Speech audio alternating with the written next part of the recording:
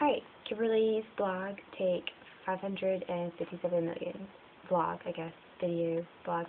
I'm doing this, joining up with Angie's Still Life of Circles blog, and it's just a place that a lot of us that have lost a child or children have been able to gather and find other blogs that we can relate to and read stories from other women that have been dealing with some of the same issues that we have, and it's nice to be able to read the feelings of other people and know that you're not a freak or you're not a dark person for having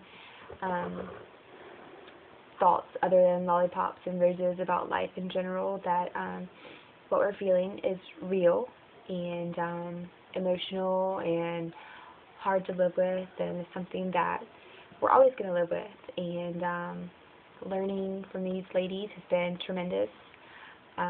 Learning that grief is always with us, but it's something that we can learn to live with and still live a happy, fulfilling life. So basically it's just to pick up a little post or blog or whatever you call it that we've written and kind of read it, and it's nice to be able to hear the emotion in someone's voice rather than just I guess make it your own emotion or read it in your own emotions. Me personally, I prefer just to write and read it in my head instead of talking out loud to a camera. Not much of a video camera person, I guess. I'd rather just be dancing on stage rather than talking on stage or talking in general to gobs of people, which probably not gobs of people, probably my Aunt Patty. Hi, Aunt Patty and Tony are reading this or watching this, if anyone is. But anyways, I picked a post from July 23rd, 2009, and at this point I was participating in a little, I guess, devotional kind of thing with Kelly from The Beauty of Sufficient Grace and her ministry called Walking With You. And this one was called A Sea of Grief, and I'll just read it. I don't know if I put emotion into when I'm reading because I don't read very well, because I want to just read fast and stop reading so I'm not talking out loud anymore. But I'll try to read it the best way that I can. So it starts off, I've been following a blog called The Beauty of Sufficient Grace, and Kelly, the founders, created Sufficient Grace Ministries to help those that have lost a child. On her blog, she's created a study called Walking With You, where women tell their stories, read each other's grieving, while praying for each other and helping comfort one another. Comforting others with the comfort we have received. 2 Corinthians 1:3-4. Grief, as defined by dictionary.com, is a noun. Keen mental suffering or distress over affliction or loss. Sharp sorrow. Painful regret. A cause or occasion of keen distress or sorrow. Come to grief, to suffer disappointment, misfortune, or other trouble. Fail.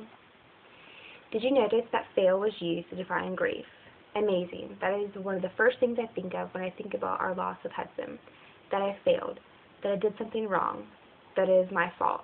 Women give birth every day. It's supposed to come natural. Mine surely didn't. What's natural about a 20-something-year-old healthy and active woman having her child die for no apparent reason? Grief is not something I've ever had to truly experience. Of course, I have known people to die, but it's usually expected when it's your grandparent, not your child. The entire time John and I dated, we had never experienced anyone in our family to die. In November, we had to fly to Pittsburgh for his grandfather's funeral. Now, 2 months later, we were having to plan our baby's funeral. Does that make sense? No, it doesn't. I know I've mentioned this before, but the death of a child is the most difficult type of grief to experience. You lose more than just the physical being of that child. You lose the memories you have planned to make and the plans you have for your future children. I truly cannot say that to people enough, because I want them to know that as me being sad about Hudson is real, and not me just saying, pity party, table for one please. I know I wrote in an earlier post months ago that I refuse to be sad in front of people. I hate to be seen without a smile on my face. The first week I went back to work, I hated for people to hug me and to try to console me because it made me cry, and I didn't want to be seen as weak. I hated grieving, and I was mad that I had to be sad. Mad that this happened to me.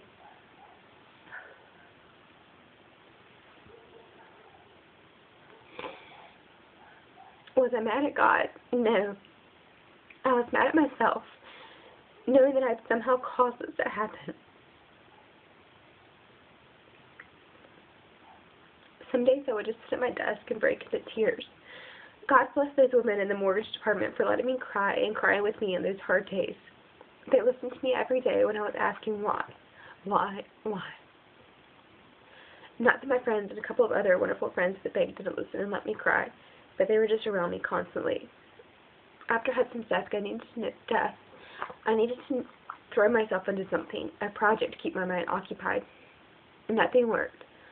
I lost my organizational skills and memory. I literally couldn't function and hold it together behind closed doors.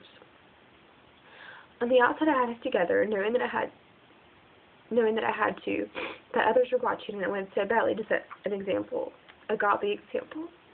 I knew that God had a reason for this happening to me, and I knew that I had to have faith to believe that He was not going to let me fall. Thinking on those earlier months, it's not just grieving because you lost a loved one. It's grieving because there's a feeling of something that never existed to anyone else. It's as if I'm grieving the loss of my imaginary friend. No one but John and I have the memories of Hudson, and they never will. When Hudson is not acknowledged as a grandchild, or when someone does not acknowledge that John and I are mom and dad, it stings and it hurts. It actually just happened this weekend, and I sat there, frozen. My eyes were stinging and my face was about to explode. Hudson was real, and maybe John and I are the only ones to truly grieve him. Where am I going with this? No clue. I just want everyone to know that Hudson counted in my life, and I will always tell people that I have a son named Hudson. I know that people try to do the right things and say the things not to make me sad, but it makes me sad when he is rejected. I remember not sleeping well some nights, and I started taking some herbal sleeping pills, but I soon stopped taking those because I did not want to rely on anything to help me function. I wanted to grow from my grief, and I wanted to learn from these new feelings I was experiencing. During the past few months, I know I have changed, and it's all from the impact Hudson has had on my life. The grief I carry with me will always be here, just like a little piece of Hudson's DNA will always be in me. 6 months ago, my world was turned upside down, but how far I have come today is truly amazing. If I covered the topic